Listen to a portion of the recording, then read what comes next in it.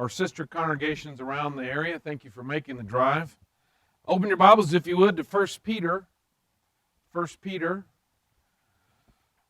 We'll look at chapter 1 and the opening verses to begin. We've been asking about how we can accompany Peter in his journey. You remember him as a disciple. He had several challenges. Is that a fair statement? Does it seem like he always got in trouble and said things he hadn't really thought through and was always sort of learning on the fast pace or in the fast lane? And then when we get to 1st and 2nd Peter, we see someone who has not just matured, but has really learned something, has grown into something that is absolutely the thing that stirs our hearts. He tells us in the first chapter, in the first 2 verses, look at the last part of verse 2. He says, I want you to have grace and peace in the fullest measure.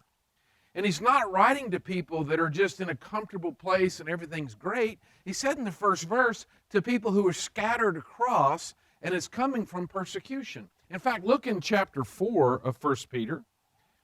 He says this to them as he nears the end of the letter in verse 12. He says, Beloved, do not be surprised at the fiery ordeal among you, which comes upon you for your testing, as though some strange thing were happening to you.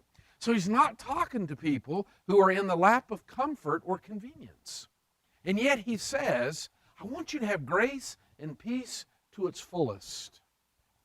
And then we've been noticing how he ends the letter. It'll take us till Wednesday night to get there. But in chapter 5, in verse 6, as he begins the final therefore and the conclusion, he says, Therefore humble yourselves under the mighty hand of God, that he may exalt you at the proper time, casting all your anxiety on him because he cares for you.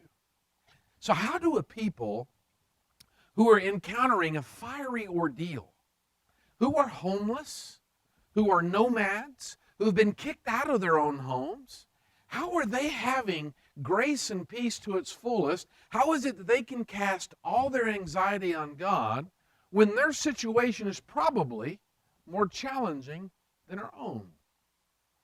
Is that a fair question? Most of us have probably not been scattered by persecution. Most of us probably haven't lost our homes and even important relationships because of our faith. So if it's something that they could learn, that Peter reminds them of, is it something you'd like to learn too? Would life be any different if you had grace and peace to the fullest measure? That's been our journey in following Peter and trying to learn from what he would share with our brethren. And so we have noticed there are 4 S's, or 4 concepts, or maybe it's the same thing, said 4 different ways, that's been rolling through this letter. He's talked to us about submission. He's talked to us about sacrifice.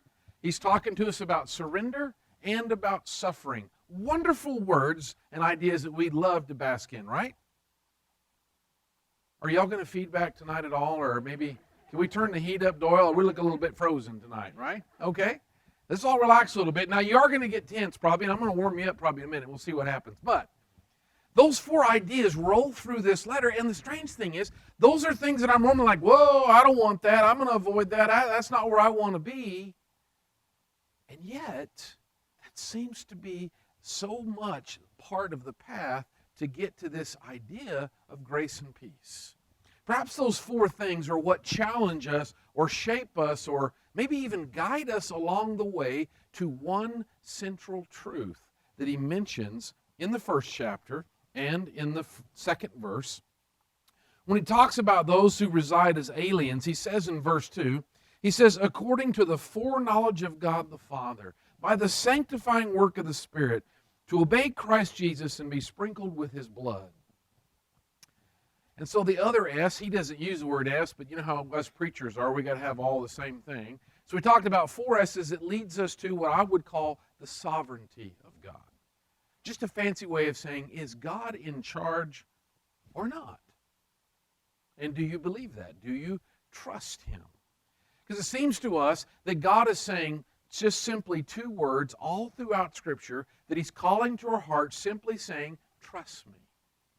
Trust me. And it is in our daily life that we struggle most. Because most of us believe fervently that God created the universe. Amen? And most of us probably look at the universe and say, wow, God is so wise and is so powerful. Amen? He is so wise and he's so powerful that he can create the universe, he can create the molecules, he can create the laws of physics. But can he handle your mess? Ooh, isn't that interesting how we know he can handle all of this? But tomorrow when I go to work and I have that little thing with a coworker, or I go to school and I got this thing coming up, or I have this difficulty with a person, or I'm not sure about the weather or the economy or my income or my health, what happens? Oh, I don't know about that. And I struggle with Peter as a disciple and his other buddies, that when Jesus stills the storm and then there's a multitude that gathers and Jesus says, they're hungry, let's feed them. And they're like, well, there's no way.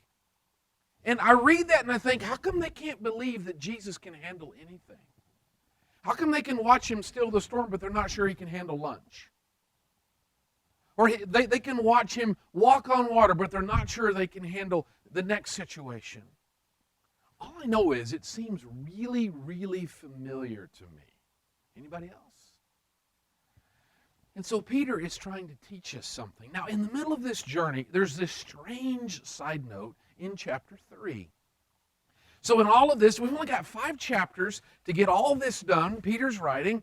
And in the middle of all this about submission and about suffering, about sacrifice, about what we've got to go through, and about learning the sovereignty of God, and about releasing control, about trusting God with the outcome, there's this weird, disconnected, has nothing to do with what we're talking about, conversation about marriage.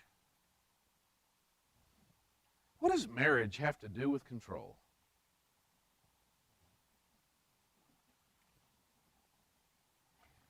What does marriage have to do with grace and peace? Why is this central in the letter? Well, that's not the only expression or piece about where this becomes real, because really in chapter 2, toward the second half, he kind of moved into this section when he said in verse 13 how we are to submit ourselves to every human institution of authority. And then in verse 18 he says, "And servants, be submissive to your masters, not only to those who are good and reasonable, but even to those who are unreasonable." And then he says in verse 21, "For you," this is chapter 2, "for you've been called for this purpose, since Christ also suffered." So speaking of suffering, let's talk about marriage, chapter 3, verse 1. What's the deal? Why is this central in this letter? And is there anything that we could learn about it?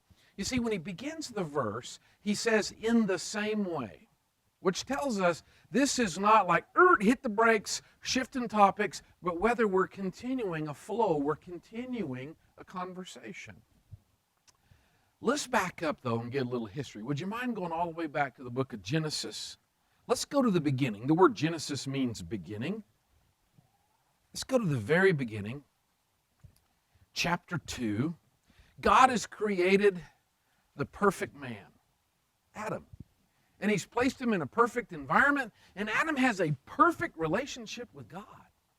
It's so perfect that there's no restriction between them, that God comes along in the afternoon and just visits with Adam and says things like, "Hey, how's it been going? What you been up to?" And Adam's like, "Well, I tried eating this, and I planted this, and I did that." But wouldn't it be amazing to say to God, "So what you been up to?"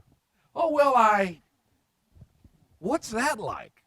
That's the relationship that Adam has with God. And then he says that Adam is alone, and it's not good. It's the only thing in creation that's not good. What do you mean he's alone? He's perfect relationship with creation and all the animals, perfect relationship with God, afternoon visits with God, and yet he's still alone. So then God does something incredible. It's his last creative work in creation. He does something amazing. He has all the animals come by Adam so that Adam could not only name them, but see if there's a companion suitable for him. Now, surely God knew the outcome, right? Which means, apparently, the lesson wasn't for God, it must have been for Adam. Can you imagine? We're fascinated by movies that do the whole end of the world, or the whole world blows up and there's only one person or two people on an island somewhere, that sort of thing. Can you imagine the impact of Adam kind of like on the toes of his feet, like, okay, listen, I can't wait. There's got to be a companion, a friend, a buddy, a somebody. And he's going through, and he gets to the end of the list. Can you imagine the impact for Adam to realize he is truly, fundamentally alone? That's the part that's not good, and that's the part that's not like God. God is never alone. In Genesis 1, you hear God saying, let us make man in our image, that God has always been eternally in community.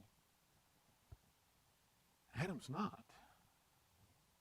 Well, you know what happens. God puts Adam in a deep sleep, takes him from his side a rib, and then he fashions his last creation. And he brings Eve to Adam in verse 22 and brought her to the man. And the man said, these are great words in chapter 2, verse 23. This is now bone of my bones and flesh of my flesh. She shall be called woman because she was taken out of man. Can I just ask you an opinion? Do you think Adam was impressed? Do you get the impression that he was impressed? Remember, he's just come from, there's no one like me. Now, Eve's not exactly like him, but yet there's the understanding that she's different but the same. That she's the helpmate, the companion, the other half, the perfect partner, all those words. And can you imagine what he thinks about that? They're in their innocence and being together in the garden, and then bad things happen. The woman listens to the serpent and eats of the fruit. And Adam listens to Eve and eats of the fruit, and paradise is lost. There are consequences to their sin. They don't have access in relationship with God like they did before. No afternoon walks. They don't have access in the garden. They're no longer in the Garden of Eden. And then the man is given a curse in verse 17. Cursed is the ground because of you. This is chapter 3, verse 17. In toil you'll eat of it all the days of your life, both thorns and thistles it will grow for you. You'll eat of the plants of the field. By the sweat of your face you will eat bread till you return to the ground, because from it you were taken, for you are dust, and to dust you shall return. So Adam's work is cursed. Whatever you do, even if you decide, well, I'm not going to farm, that way I don't have to fight thorns and thistles. Whatever you do will be cursed because of the brokenness that happens right here. Eve was also given a curse, though, or consequences, if you will. In verse 16, God says to her, to the woman he said, I will greatly multiply your pain in childbirth, and pain you will bring forth children. And then an interesting verse. He says this, yet your desire will be for your husband, and he will rule over you. There's been lots of discussion about what exactly does all that mean. Do you remember a little bit later in the book of Genesis when all the people come together and they build a city and they start trying to build a tower and make a name for themselves and all that? Do you remember God intervening and giving them different languages where they can't understand each other, and it breaks apart the unity of mankind? I think one way to view what just happened in verse 16, I would call it the Tower of Babel for marriage. Prior to this moment, Adam and Eve are absolutely perfect partners. Something just happened, though. Something shifted. The battle of the sexes began right there in that verse. The very relationship that we long most for, it's the only covenant relationship that we will have with humans. It's the only unique, intimate relationship we'll have with another human being is the marriage bond. It is absolutely sacred and precious and unique. And what just happened to it? Troubles. You might say that thorns and thistles have been planted between the husband and wife. Ever since then, we have struggled for what we yearn for.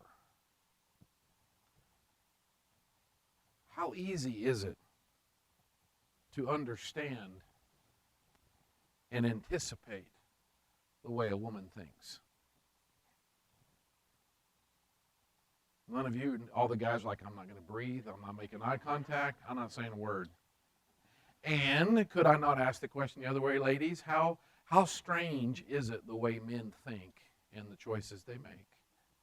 Right? There's this, we make jokes about it, there's books about it, there's lots and lots and lots of material about it, but can I simply say, we have trouble communicating. Is that fair? We think differently, we communicate differently. It's an even more crazy, foolish world that's currently saying, oh no, it's all the same, gender's not real and all that. All you're doing is accelerating the problem. Because we're not the same. Those of you that have had little boys and little girls in your same home know, boy, I don't know what's going on, but they're different. We had our daughter first, and so we had a princess little house. Turn back, if you would, to 1 Peter chapter 3. And so we had Little Mermaids and Disney princesses and all that sort of stuff. And our little boy was born, and we weren't in a rush to go buy little boy stuff. We just trying to survive the fact that we now had a second child and all that sort of stuff. And in the same environment where our daughter was the princess and wore tutus and danced around, our son would take an Eggo waffle and eat part of it, make a gun out of it, and start shooting imaginary foes with it in the middle of Disney princesses and tutus. And we thought, wow.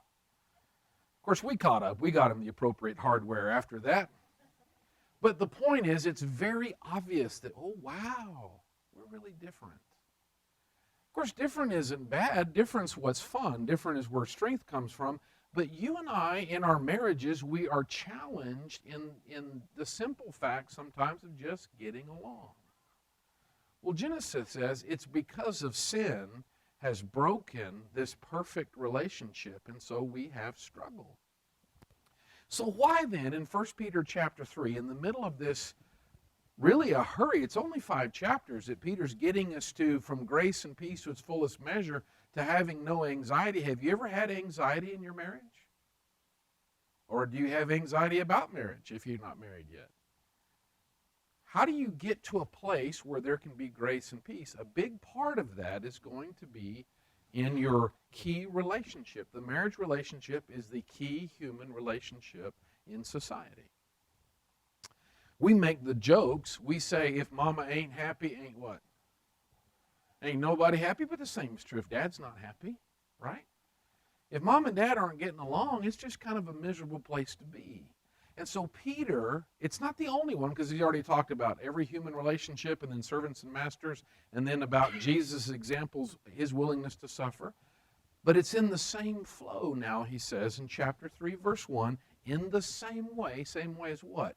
He's already talked about a willingness to suffer even unjustly. Is there ever an opportunity to suffer unjustly in marriage?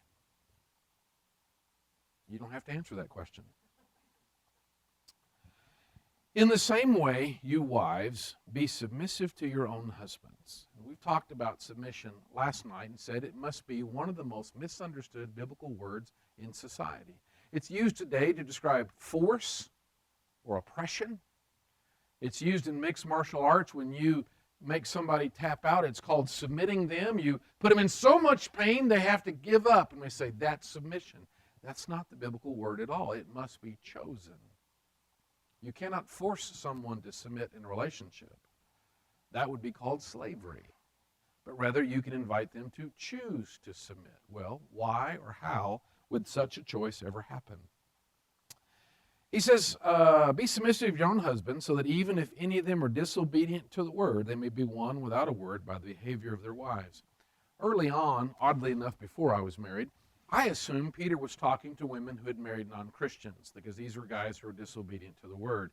And then after a little bit of marriage, I asked myself, do Christian husbands, are they ever disobedient to the word? Nobody's going to say a word, are you? This is just, all right, that's all right. And so how do we change one another? But see, remember one of the key things we've been talking about for 2 days? Is not often the source of our, if you want to use the word anxiety or frustration or anger or disappointment or hurt or whatever word you'd like to use, aren't we trying to control our circumstances and the people in our lives?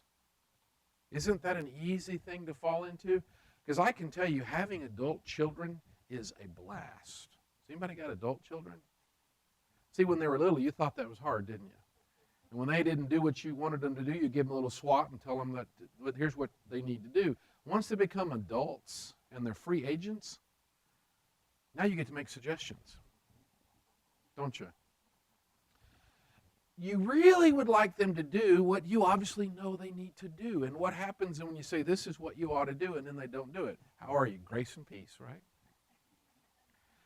So trying to get people to do what we know they need to do, doesn't that come with a whole lot of aggravation? So, and obviously this cuts both ways, but there's a reason why Peter's emphasizing each side of the coin, if you will. How are you going to make somebody change? You're not. Submission is a choice, so is change. Authentic change has to be chosen. So what can you do? You can invite him to change as they observe your chaste and respectful behavior. Your adornment must not merely be external, braiding the hair or wearing gold jewelry or putting on dresses, but let it be the hidden person of the heart with imperishable quality of a gentle and quiet spirit, which is precious in the sight of God. Then he gives us an example in verse 5. For in this way in former times the holy women also who hoped in God used to adorn themselves, being submissive to their own husbands. How did they do it? Are husbands ever difficult to get along with? Do husbands ever, I don't know, come up with some idea or scheme that probably doesn't make a lot of sense? Does that ever happen? But do you notice, just like, look back in verse 21 of chapter 2, when he says, since you've been called for this purpose, since Christ also suffered for you, leaving you an example for you to follow in his steps. Does Jesus force you to follow him? No, because then it wouldn't be authentic, because you didn't choose to. So what he does is invite us to follow him. He doesn't force us. Now, who in their right mind would decide to be a Christian? Because to be a Christian is to sacrifice the old self, to give up the old way, to follow God, to do things that are challenging and difficult and sometimes absolutely painful. So why would you do that? We choose to do it because we have come to believe that Jesus loves us, and what he's asking us to do is what's best for us. How did he prove it? He died on the cross. So the other word, though not stated in the text, the other side of submission is the word sacrifice. Remember, submission is a choice, otherwise it's slavery. Sacrifice is also a choice, otherwise it's theft.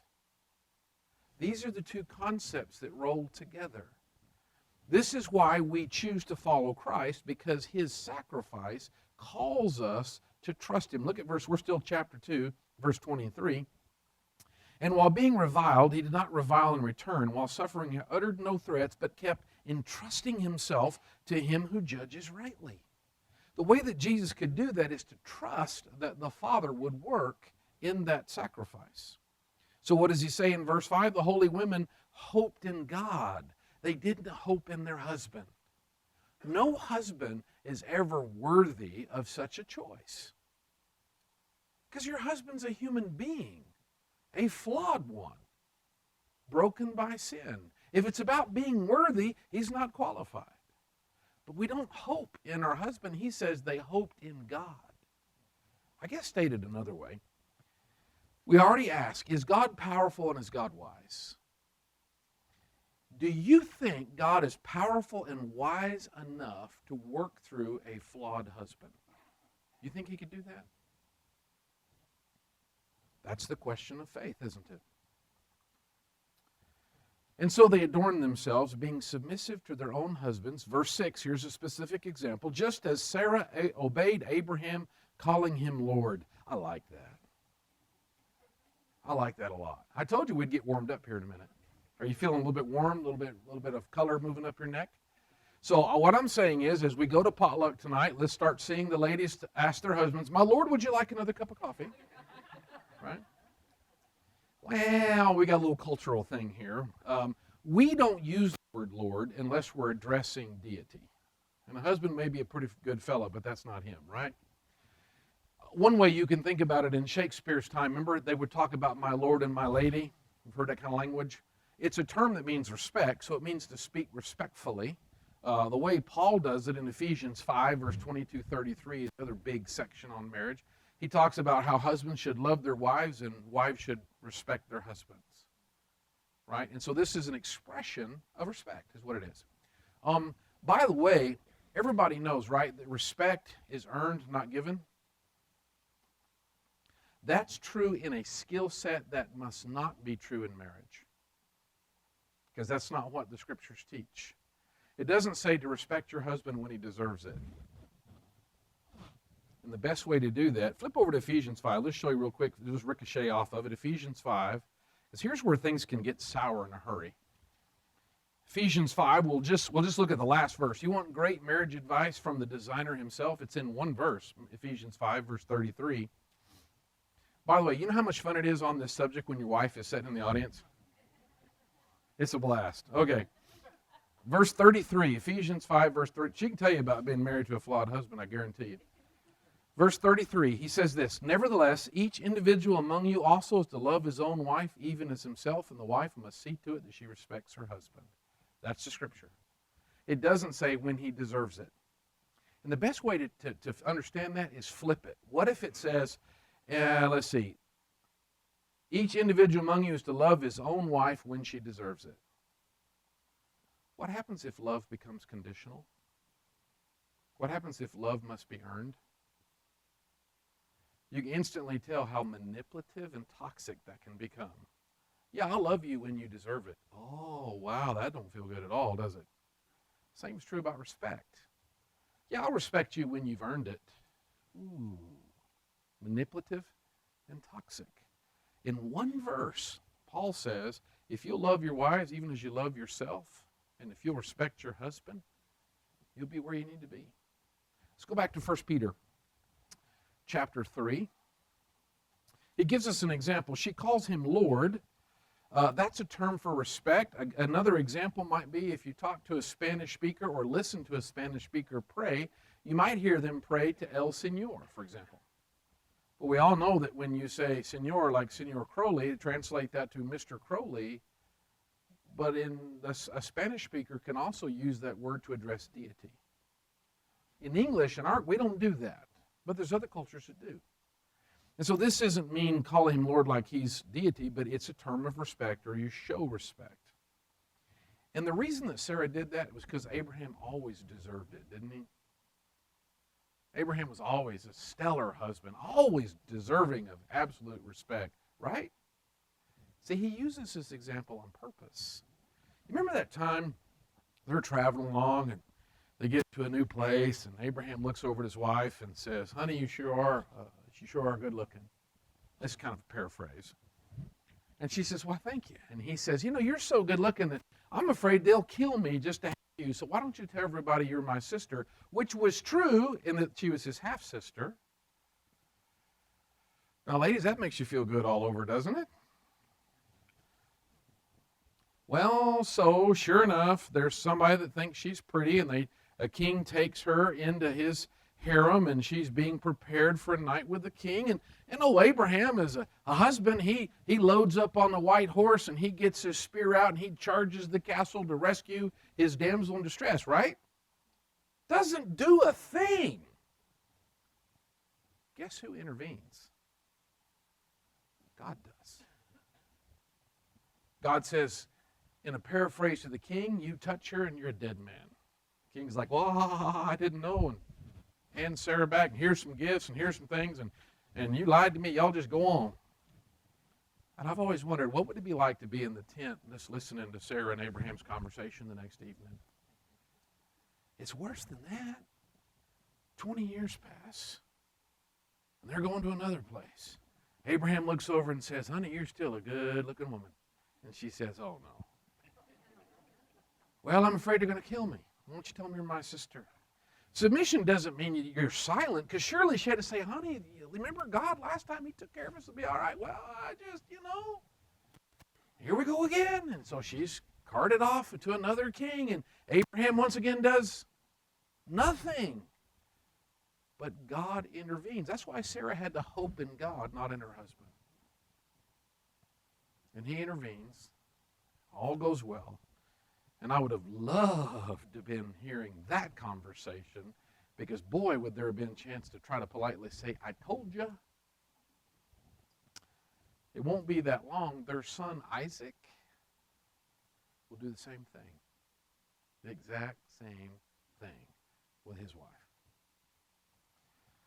Peter uses her as an example to say that she hoped in God, and then he says, and you have become her children if you do what is right. Now listen to this. Without being frightened by any fear. What does it take to submit?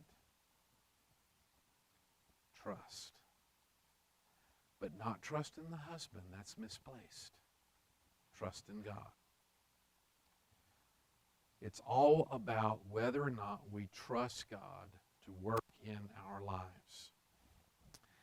Now, there's not really equal time. He spent these, 6 verses talking to the wives. He only gives the husbands 1 verse in this text. But if you want a little fair and balance, go read Ephesians 5:23 through 33, and he spends more time on the husbands. But for some reason tonight, that doesn't really apply, and I don't feel the need to go over there. Okay? However, look at verse 7. It's true, it's only 1 verse, but there's an interesting encouragement in it. He says, you husbands, in the same way. There's the key. That must mean there's a willingness to trust God, even if we're suffering or even if we have to submit. That it's the same theme that's been throughout all chapters so far. You husbands, in the same way, live with your wives in an understanding way as with someone weaker, because she's a woman. I told you we'd warm this up.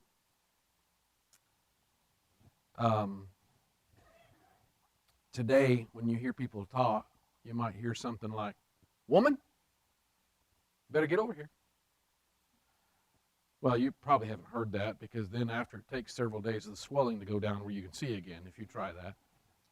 But it's interesting how we use the word woman as an insult. Woman? And yet, what's the word? Because where does this word come from? So you have a hint in John chapter 2 when Jesus' mother comes to him and says, son, they've run out of wine. He says, woman, what do I have to do with you? My hour has not yet come. You think Jesus is dissing his mom? You think Jesus is saying, woman? Probably not, right? Where does the word woman come from? We read it already tonight, didn't we? What's the word when Adam sees the most amazing creature he's ever seen?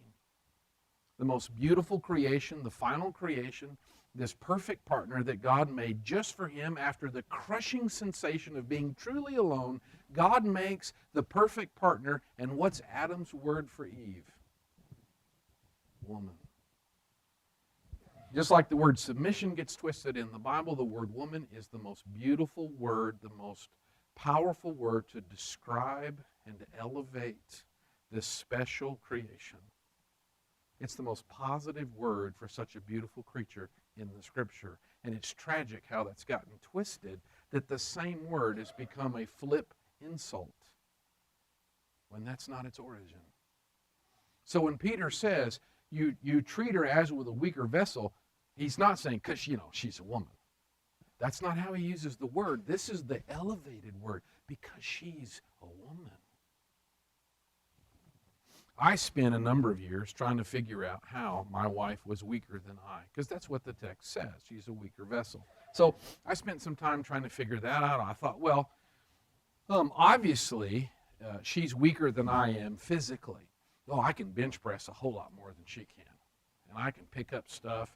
And that worked until I watched her deliver our first child, and then I went, wow.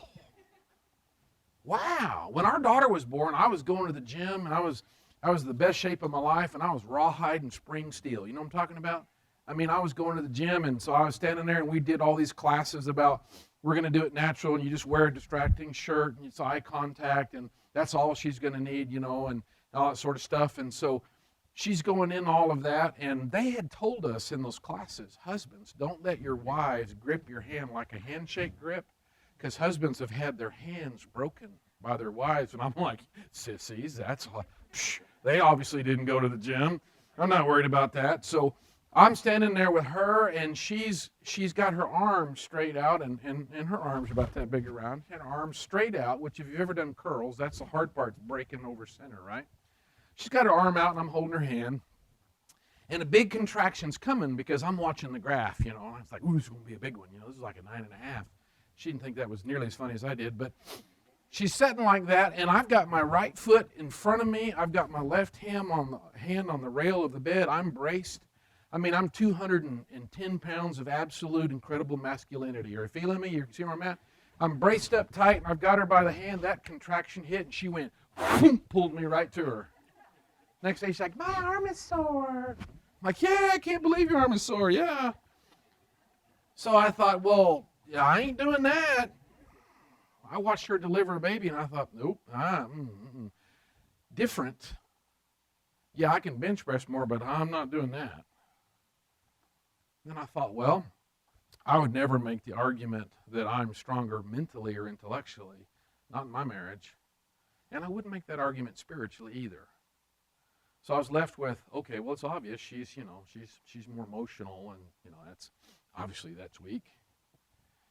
And then our son got croup one night, and I happened to have a head cold, and I was sitting up in the living room, and he had gone to bed with a cough, and the door was open, and sometime in the middle of the night, I heard this weird buzzing sound, just kind of a buzz. I thought, what is that? And I finally got up, and I walked in his bedroom, and he was sitting up screaming, and that's the only sound he could make. His lips were blue. He was ashen in color because his airways had almost swollen shut. Well, I got him and got the wife, and at the time our car was broken down, so a friend had loaned us their car, and it had a lot of power. It didn't run the same after that, but we had it in the driveway, and I got Ruth in the car and Andrea and fired it up and drove, and it's probably a 20-minute drive to the hospital, and I probably made it in 3.5 minutes. I mean, it was 2 or 3 in the morning. That was helpful, but I mean, I am booking it. I'm coming to an intersection, and I'm locking up, power sliding through, clearing the intersection, stabbing the accelerator, getting it out of a fishtail. I mean, I'm booking it, and I'm thinking, and I'm going to take this entrance and pull in here and go in there and carry Andrea and bang on the glass. Hey, we need some, and I'm a machine, man, and she's kind of emotional and like whatever, but I'm handling it.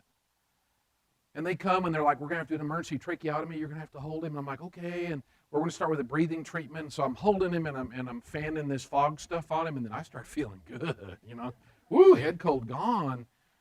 Turns out it's croup, and he ends up in an oxygen tent for about 3 days and all that good stuff. And I want to tell you that I had mental clarity. And I was like a machine. I mean, I was calculating. But he got in the oxygen tent. And I don't remember if it was 24 hours or 48 hours later, all of a sudden I couldn't function. I got paralyzed by what almost happened. What could have happened? What if I hadn't heard him? What if I hadn't had a head cold? What if I'd have been in our bedroom and not heard him during the night? What if? And then all of a sudden I couldn't think and I couldn't function. And you know what she was doing? She was loving on Byron and cooing over him, and she was even loving on other children, and she was just amazing. And then I thought, well, we're different, but which one of those versions is stronger? No, I mean, it's kind of a good thing we had both.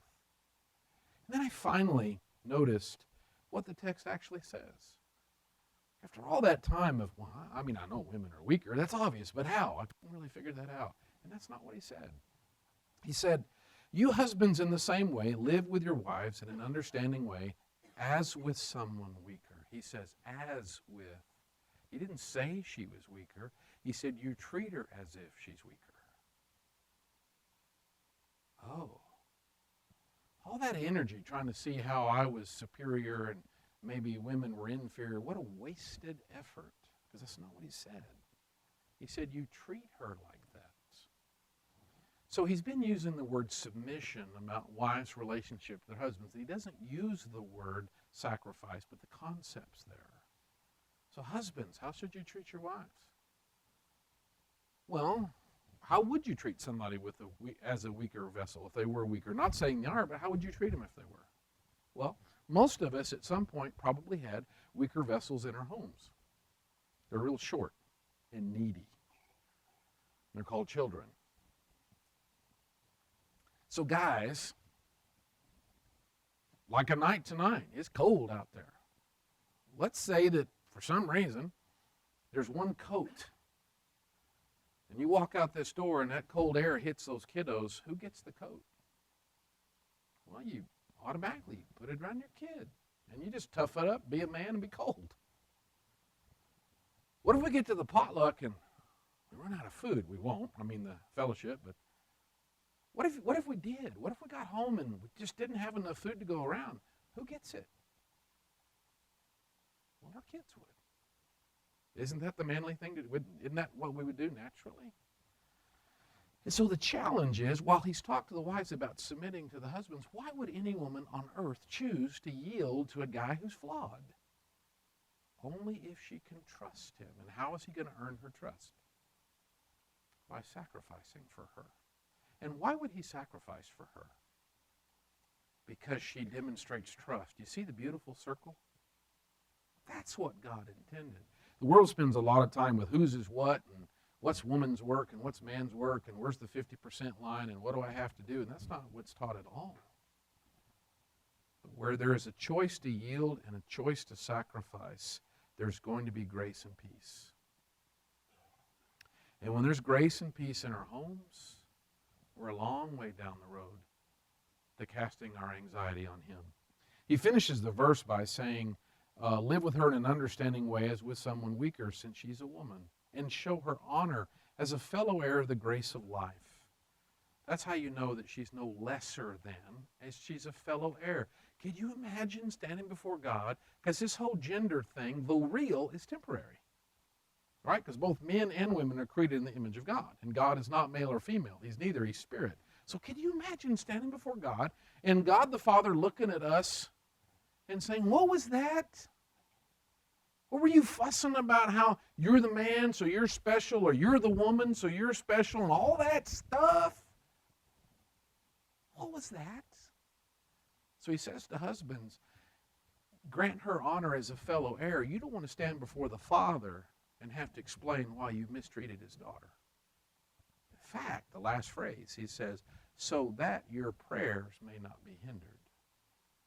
So how important is it the way you treat your wife? It's so important it can stop or block or hinder God's willingness to hear you. What does that mean? Contemplate that for a minute or two. And all of a sudden, I'm not as excited about what I thought was being large and in charge. But rather, it's about protecting and providing.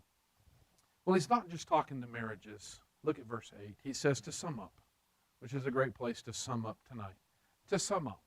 So he's talked about husbands and wives.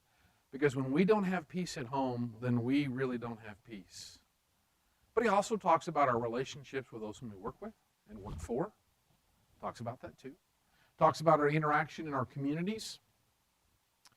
To sum up, all of you be harmonious. And I love that word. Harmonious. Because it's not monotone. Monotone is the same note. If you had a 100-piece orchestra and everybody's playing the same note, all it means is it's loud.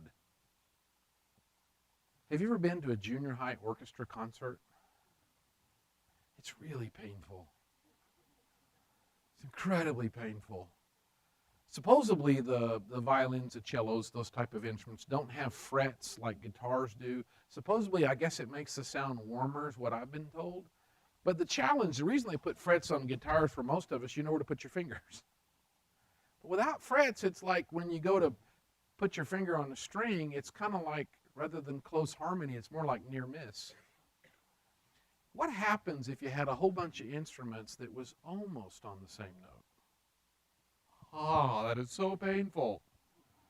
In a junior high orchestra, they're trying, but I don't know how those instructors aren't deaf, or maybe they're purposely deaf. I don't know how they do that. But what makes an orchestra or music like that so profound? The reason you have so many different instruments is because they're all playing different notes. Monotone, one note, if everybody's playing the same note, it's just loud. So what? But when they're all playing different notes, the richness of the sound is profound. So the key is not that the notes are the same. The key is that the notes are in the right relationship with each other, right?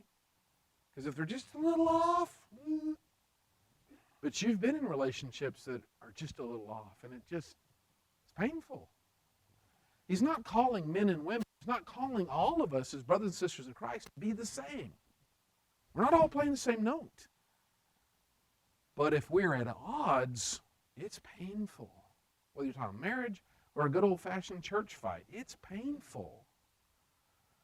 But when we are in the right relationship, then it's harmony, which is all these different notes, all in the right relationship, makes this incredible thing. I could bring a guitar, and let's say I brought one and I gave Nathan one, but let's say I brought one and I can tune it. Well, kind of. There's a way that you can play the bottom string, and then I think you go to the 5th fret, and you hit the 2nd string, and you tune it. And what you're doing is you're tuning the guitar to itself, right? And then you can start off, and you match your voice to your guitar, and you can sing along, and you can do well. The challenge is, if I have a guitar, and I get it all tuned up, and if Nathan was home, and he got his guitar, and he did the same thing, he tuned his guitar to itself, that works if we never play together. But what happens when he and I both get on the stage? Because that's probably likely to happen, right, Nathan? Yeah. What's going to happen if we've tuned our guitars to itself? It's going to be that discordant sound, right? So we need a common source. We need a tuning fork or a pitch pipe. When we were in band, we had this tuner we had to go walk up to and play to. So we all tuned to the same source, and then you can make some pretty incredible music. To sum up, all of you be harmonious, sympathetic, brotherly, kind-hearted, and humble in spirit. So what do we tune to? There's so much more here, but we're just going to wrap it up with this. Look at verse 21. He's talked about how Noah's faith, his trust, led him to build an ark and to get in it, and was thus saved through the waters of the flood. Verse 21, so corresponding to that, or in the same way, baptism now saves you, not the removal of dirt from the flesh, but an appeal to God for a good conscience through the resurrection of Jesus Christ. What tunes us? The resurrection of Jesus Christ. If we don't tune to that, none of it makes sense. Who is at the right hand of God, having gone into heaven after angels and authorities and powers have been subjected to him. So I can only ask you this, who are you tuning to? Because a lot of our troubles in marriages or other relationships is we tune to ourselves. That's easy. It's natural. It's painful. Do you tune to the resurrection of Jesus Christ, his death, burial, and resurrection, his example of a willingness to suffer that others would be blessed? Will you live that way too? We can encourage you in any way tonight. We invite you to come to one of these front pews as together we stand and sing.